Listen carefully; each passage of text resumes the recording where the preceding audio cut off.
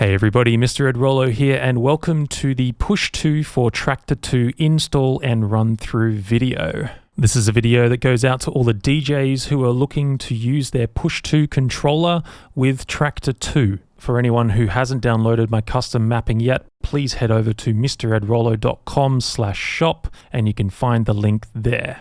I actually developed this out of laziness. I was called into a gig and I needed a MIDI controller to DJ with, and I didn't have a DJ controller, but I had a push. So I ended up mapping a few buttons to it and it actually worked pretty well.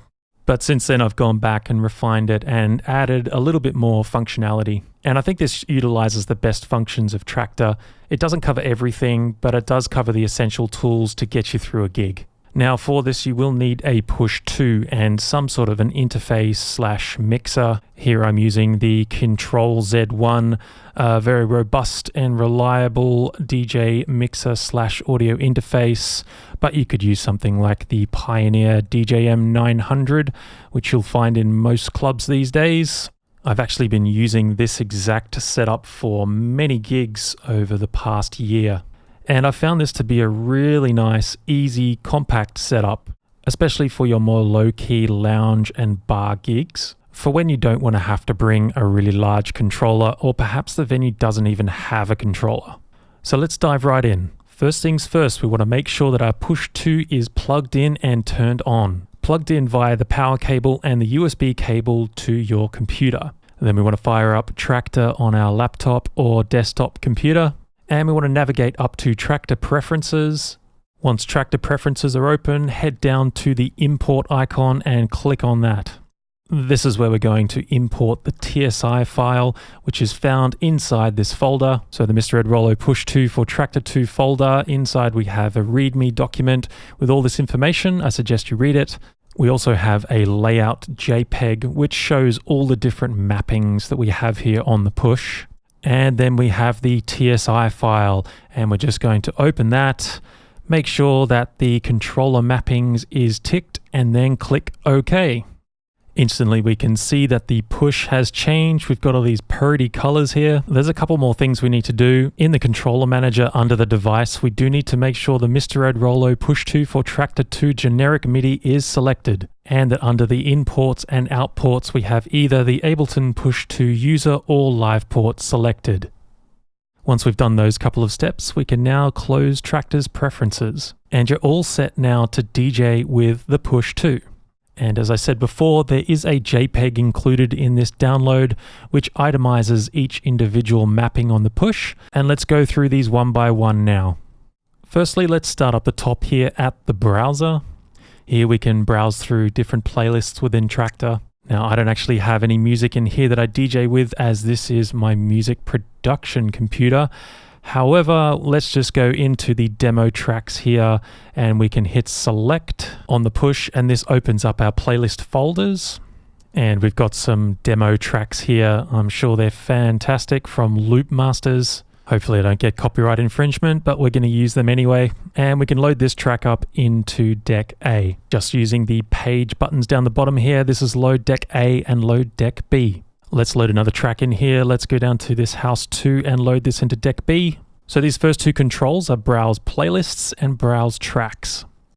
Let's now move down to the 64 grid pads on Push. And this is split in two. So we've got Deck A on this side and Deck B on this side. And we have our main transport controls down the bottom here.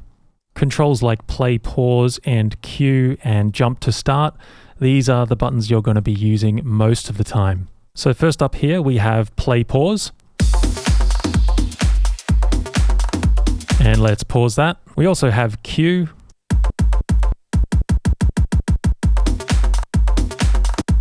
And we can hit play from there if we want to continuously play the track.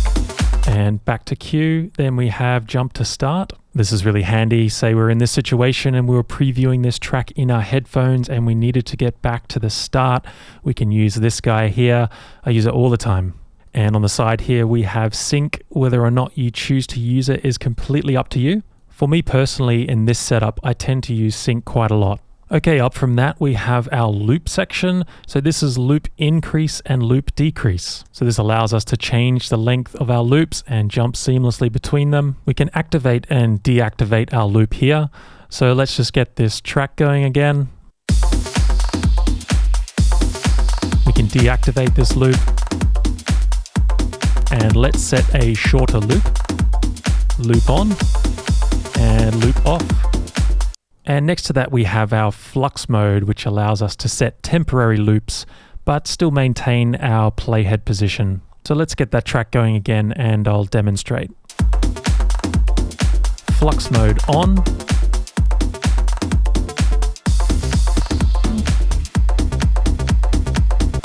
Let's go a shorter loop.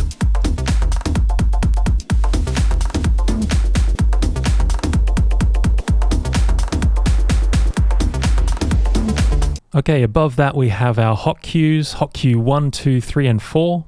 This is where we can set and trigger our hot cues from this position. Above that we have our nudge increase and nudge decrease. This is super helpful if we really want to lock those beats in. And above that we have our move decrease and our move increase. For the purposes of this setup, I keep my move length locked to the loop length also. So the move length and the loop length are linked using the loop increase and decrease buttons. So if we want to jump through the track at say 32 beats at a time, we can do that now using the move function. I find this is really helpful to scan through the track. And last but not least, we have the pre-fader levels in the middle here, giving us some really nice visual feedback.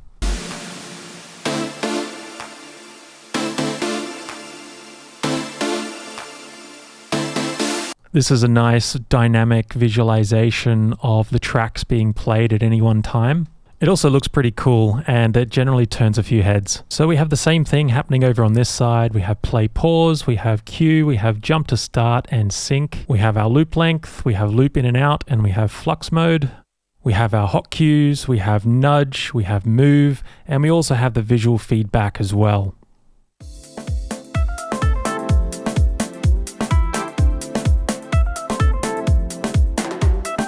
Okay, so moving off the pads and up here, we have two buttons on either side. This is our tempo decrease and tempo increase. For my DJ sets, I like to slowly increase the tempo over time, and this allows me to do that pretty seamlessly up here. Slowly bring up the tempo, slowly back it off towards the end of the night. Let's get a little bit faster. And let's back that off a bit. Oh yeah. And finally we have our effects at the top here. Now I'm utilizing the grouped effects, which means that we can have 3 separate effects on each side, and the dry wet to control the amount.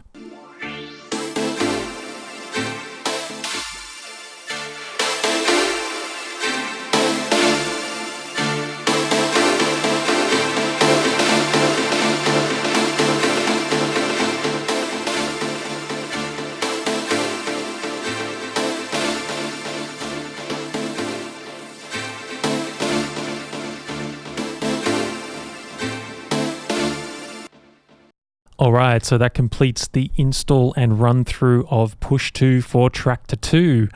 I really hope you enjoyed that. I hope you got something out of it and that you enjoy using this mapping. This is actually one of my favorite ways to DJ, believe it or not. Thank you so much for your support and for downloading this. I really appreciate it. Until next time, happy DJing with Push 2 for Traktor 2.